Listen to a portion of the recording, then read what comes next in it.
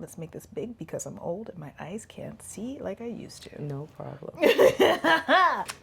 All right. Okay. So, hello. My name is Minnelle. Today, I am with Rochelle. Thank Hello, you for everybody. being here. Thank you. Very excited. So, we're continuing the Avatar series, and Rochelle, you're going to represent a lot of people. So, you are a single person, meaning not married, and with a child. That's correct. Okay. So, let's talk about what does legacy and estate mean to you, and how does that relate to people that might be living the same life?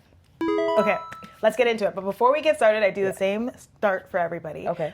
What would you tell your younger self? What's a lesson you'd want to share? It's always going to go back to finances. Yeah. Start saving very early. Understand money and credit and how that works very early.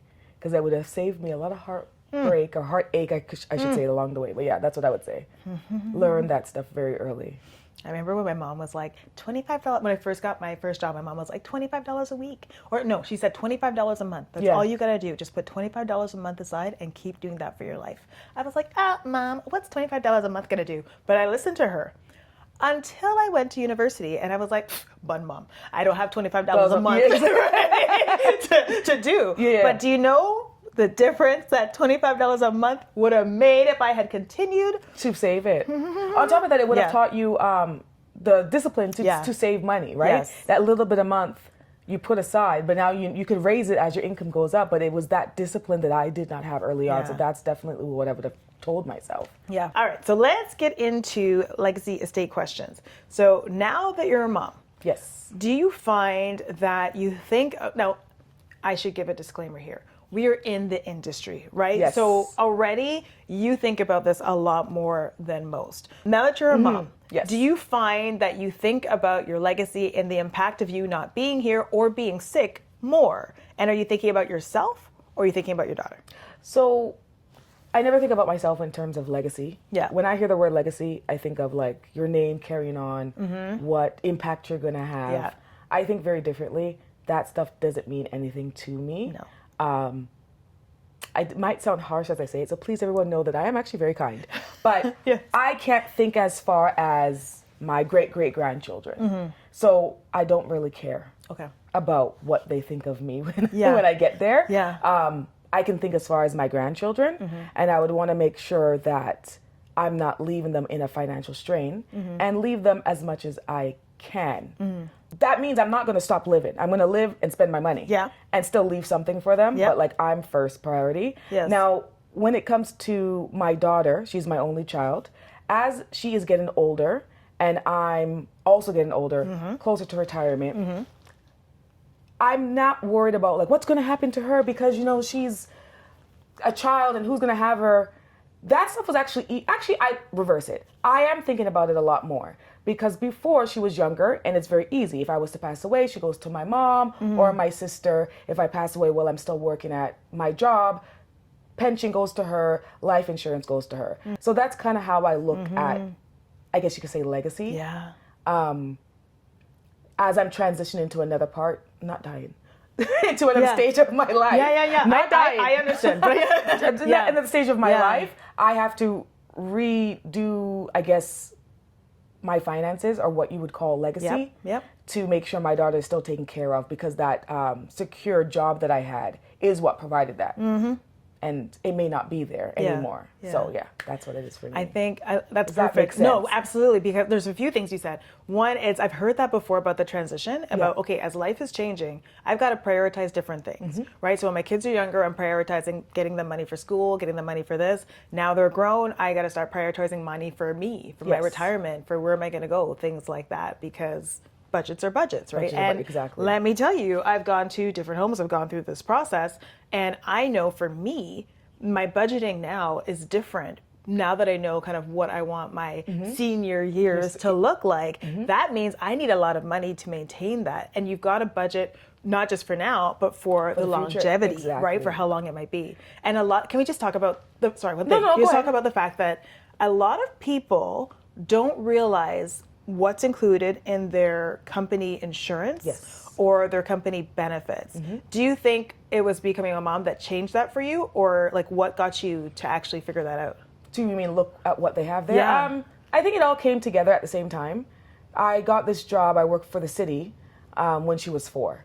So very early on in her age, and I was, I think, 26 when I started there. So very early on, I was like, oh, great, my pension, this is what it is. She's the automatic beneficiary for everything. I know exactly how much they pay out more. So now that I'm getting older and she's getting older, I am looking at other avenues because I may not be at this job very long, but I still would like to leave my daughter something, no matter how old she is. Yeah. But also plan for my own retirement as well, or if I don't want to finish my working years here, when I leave to go somewhere else. So I'm changing things around. Yeah. A lot of things that I used to do in terms of how I, well, one now, and I know this sounds really bad, I can afford life insurance outside of work. As you should. And I'm looking into policies for Yes. that because Yeah. before people were like, oh, it's the older you get, the more expensive it is. But when I was younger, and it may have been $50 a month, as a single mom, I would not have had an extra $50 and like live a.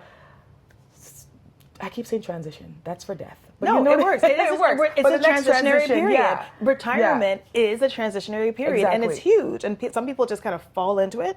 Other people start planning for it now, which is amazing. Or some people just wait, and then you get to retirement, and you're like, oh, I got 2 years. And I got to figure it all out. Yeah. And because I'm 42 this year, and I guess I haven't been able to save outside of my work pension, but I'm also grateful that I have my work pension, a really, really, really good pension. They match everything. And I think, again, when you think about legacy and where you're going next, her age, my age still being young, also my work matches whatever you contribute, but you have to stay there for the first 10 years. Yes. I've passed the 10 years. Yeah. So like, I'm getting excited because I'm like, I'm You're free. invested, Like I yeah. can where can I go now? Okay, let me get rid of my car, get rid of some expenses, put money here, put money there. And it's a really good feeling because now I'm out of the tunnel of survival, I guess you could say, and I can see, and now I can properly say, okay, how do I want, and maybe I'll start thinking about my great-grandchildren now, right? Because I couldn't see that far if things were not in place. Got it. So maybe I could start building something to leave for not only my grandchildren, my great-grand, and maybe then I will actually care about, not that I didn't care about my name, but care about my name and what I did. So when they talk about me, it's like, well, she did all these wonderful things. So thanks for this therapy session. We kind of talked full circle. Whereas, because I always just say, I don't care about those children, right? Yeah. Because I don't know them. But Yes. it's because I couldn't see The far impact. enough to be able to say I can leave them anything. Yes. So now, Why are you limiting so this is a question I often have. I'm like, what does legacy mean? Yeah. Because a lot of time people think legacy, they think money. They think this is what I'm giving. But I'm like, even in the fact that you're establishing like here, I've got this job, I work this way, I raised my daughter this way, like I got my mom who's supporting me this way. Yeah. This is all part of, what do you call that? Passing on that legacy. knowledge. Yeah, Like, but what knowledge down. if you don't call that legacy, like what do you think? Like, what would you consider that? Or what do you consider legacy to be?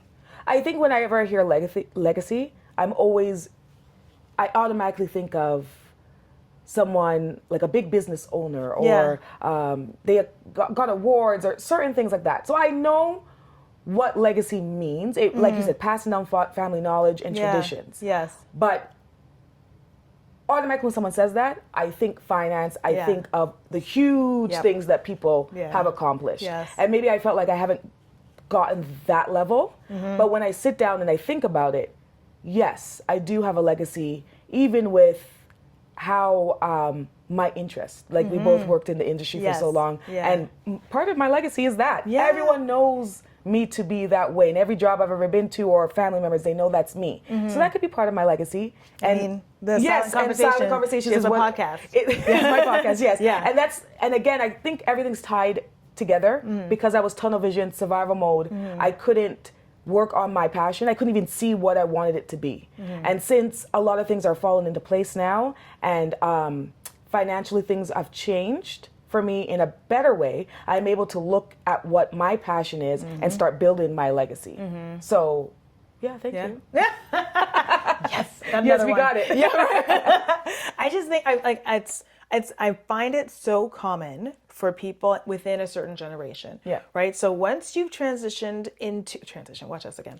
Once you're in your retirement era, once you're in your 70s and 80s, you think legacy. You think, this is my life. But when you're still building and you're creating, a lot of people say, I can't I can't say legacy yet. Yeah. Because I'm still building. I'm not there yet. Yeah. But if it's one thing we know, my legacy could stop today. So this is my legacy. Like right now, let's embrace it. Let's celebrate it because this is what I got today. And tomorrow, maybe I'm going to have better. But like it is what it is. It really is true. It really is true. And you don't realize how much people are actually watching what you're doing and looking at you like, wow, she's so amazing, or they're so amazing, right? So I have to take a moment to like really appreciate where I am and the growth and even that word legacy. That's okay. And the legacy it's that I've created so far, right? Yeah. My beautiful daughter and how she is. So yeah, definitely. It's there. Yes, it's there.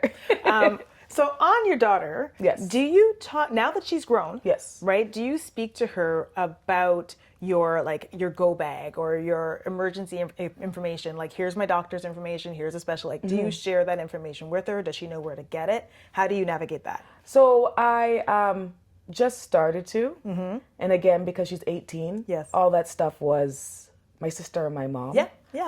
Would know that information, but they would turn to her because she knows all my passwords. So if they need to get into anything, it would be her. I have all her passwords too. It's her. But I started to bridge the conversation, and I kind of started it through my parents to let her know or show her what I'm doing for them. That's it. And I don't know if you're going to ask me later because we could touch on my parents later, but I've noticed she's been a little bit apprehensive.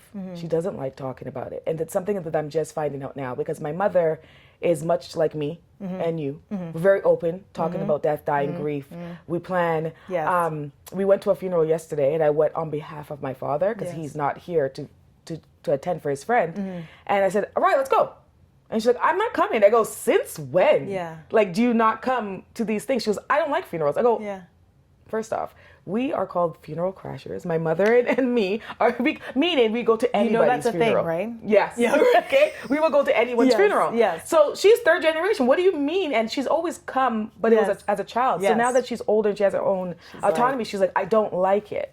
Right? And I think she doesn't like it because she's experienced within the last few years people in her age group passing away, and I don't think it's not really for her. So that's a whole other thing that I'm working on with her. But I'm trying to bring her along as I do with my podcast, and involve her in the conversations with my parents, so that she can ease into it a little bit. So that's kind of what I'm doing. But we haven't actually said like, if I was to pass away, I think she experienced that a little bit when I was sick in the hospital. That's it. I'm like, before pass away, like, what's the conversation? If I get sick, what's your plan?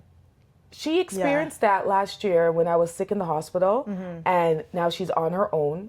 Her, was my mom here yet? Yes, my mom was here. She came back in from Jamaica, but she was responsible for me. She would drive, go home in the evening. It feels where no one's home. She's bringing me lunch. Sandwich generation, like we're in between. You're caring for a child and you have your parents. So how are you managing supporting your parents and your daughter if you know that if you're the person in the middle? Luckily you have your sister, right, who, as you're saying, is involved in supporting you. And my brother. And your brother. Okay, perfect. So you've got family, you've got supports. So how is that looking for you guys right now? So with my mom, we don't really look at what she sorted herself out. Now, my father really will be simple. Same conversation I'm having with him, except he, outside of his maybe old age security, the stuff you get from the government, and I think he maybe have a pension from where he worked, he doesn't have any life insurance. So the conversation we're having with him now, or with my siblings is, okay, we're going to get him something, the least amount before you have to do any type of medical, what will that cost? So we looked at one, we're going to split it up between the three of us. He doesn't really care. He likes it. He appreciates that we're doing it. Because it will cover his expenses and leave us something if that's, that's his way of being able to do it. Conversations are easy. I think the issue might be when I'm doing it with my daughter. And I realize I don't talk to my sister about it. Actually, I don't think I talk to any of my siblings. I tell them what I'm going to do. My brother specifically, he goes along with it. But I don't think he likes talking about it. But I'm so forceful. But here's the thing: somebody needs to be, right? Because it's not a comfortable conversation, and you're talking with your siblings, right? So we're gonna have this whole round table. I think it's fun. There's a lot of like in death doula training. We're talking about having those family conversations. We sit down, you say, "Here's everything. How do you feel about it?" Yeah, no worries. How do you feel about it? Are you comfortable? What are your thoughts? What are your thoughts? And you kind of have this whole family discussion. Yeah. And you create the space for it, but what happens? Maybe everyone's going to share, or the other people just sit down and they're like, quiet. I don't know. I don't know what to say. I don't even know what to think. And one person will step up and go, okay, here's This what is I'm what we're thinking. gonna- This is what we're going to do. Do you guys agree? Do you not agree? Yes, yes, yes, right? It's just having everybody present and then letting them go. Because you might be like, okay, I can plan it all right now, but they might need a minute to process.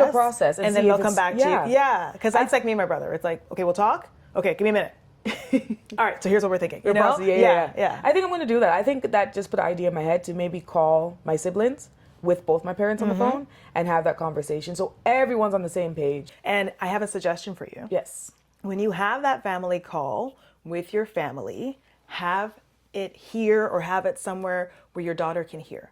She might not want to be part of the conversation, but have it in a space where she can at least know what's happening. And she's like, oh, this is what they're doing. It helps to normalize it and it teaches her, because she'll pick up some things like, okay, this is what they're doing. In case of anything, maybe you're like, I just can't remember. She might, so it's a good way to kind of, I'm all about the sneak attacks. Sneak attack. I think that's a good sneak attack because I'm noticing as much as my mom's family talks so openly about it, I don't think anyone's really planned. Kind of like taking it out of the, like, I know for many people, we got to not talk funeral. We have to not talk death, right? We have to keep it in, let's talk scenarios, right? So it's easier for people. What are some ways that you're finding it easier to kind of broach these topics with your friends or peers? That is a new thing that I am encountering. So as I'm doing the podcast, it is opening up conversation for people that are already interested. And I guess the lights of a studio or them thinking I'm doing something so fancy make them inquire. Oh, what is your podcast about? And then I start talking. And then some of them are like, oh, and then they walk away. Or some are like, oh, tell me more. And that is what the goal of the podcast is to normalize the conversation. So I'm noticing some peers, some friends shy away from it completely. And then I just leave them alone. I won't approach them about it. But the ones that are open to it, I kind of just talk about it in an upbeat manner as much as possible, but try to be respectful and just forward them to my podcast. So talking about like getting the conversation going and not just start, like, I find a lot of us get overwhelmed when we start talking about this and the list of things that we have to do. So I laugh, like, so for a lot of people they bought my book. I was like, yay, you've got the planned book. You're going to start planning. Have you done anything? No. Have you opened it? Yes. Have you looked at it? Kind of. But have you filled out any page? No. And so I was like, okay, here's what we're doing. We're going to do working sessions. So once a month, we're doing a working session. It is 1 hour of dedicated time to work it through. So you are invited to come so that we can hold each other accountable. And I say we because I'm not the superstar here. Either. I'm human, right? Listen, the fight I had to go through to finish some sections of that book, and there's still some that I'm just like, you leave it. It's a lot. I like the idea of you having the work through session because sometimes you open something, any form that you have to fill out. Sometimes you apply for jobs like, oh, you asked too much question, I don't even want the job anymore. So having a working session that forces people to come in and start writing at least their information. What's it called? What do they do? T. Don't be anti. Oh my God, T. Clock Listen, it. my hair is already anti. I don't know what. So what would you want to share to any other single parent out there who's going through this? Maybe they're starting this process and they're like, I'm intrigued by what you're saying and I want to do something else. What's something you'd want to share with them? I would want to share with them, and it's funny because I haven't done it with my daughter yet. So I'm going to share with them what I plan to do and start with having the conversation with my parents and have my daughter there to witness or even be a part of it. Find some sort of source material, whether it's Minnelle's book or whoever else's book, and I'm going to get it and I'm going to fill it out with her.